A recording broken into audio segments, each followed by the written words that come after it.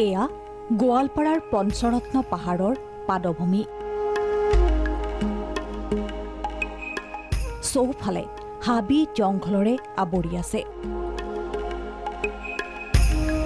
তাৰ মাজতে ৰাভা জনগোষ্ঠীৰ এইসকল লোক মিলিত হৈছে।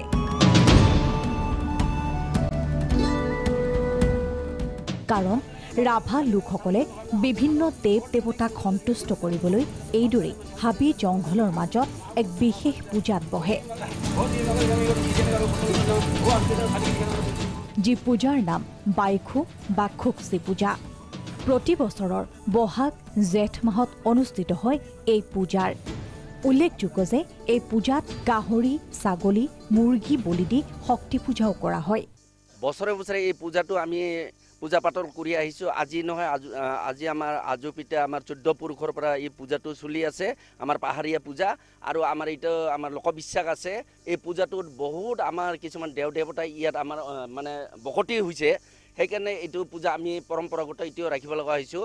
আৰু এই পূজা কৰিলে আমাৰ লোকবিশ্বাস আছে, খেতি বাতি ভাল হয়, গৰু বাছুৰ আপোনাৰ ঘৰ বাৰী সকলৰ মংগল কামনা কৰে।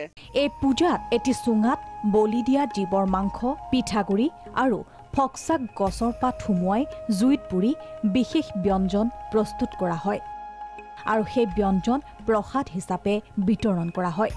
লগতে দেৱ দেৱতালৈ আগবঢ়োৱা হয় লাও পানীও।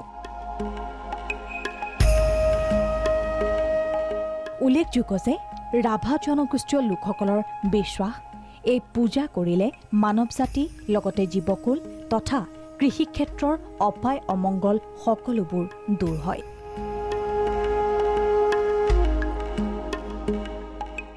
গোৱালপাৰাৰ পৰা যোগেন সূত্ৰধৰ, প্ৰাগ নিউজ। Oh,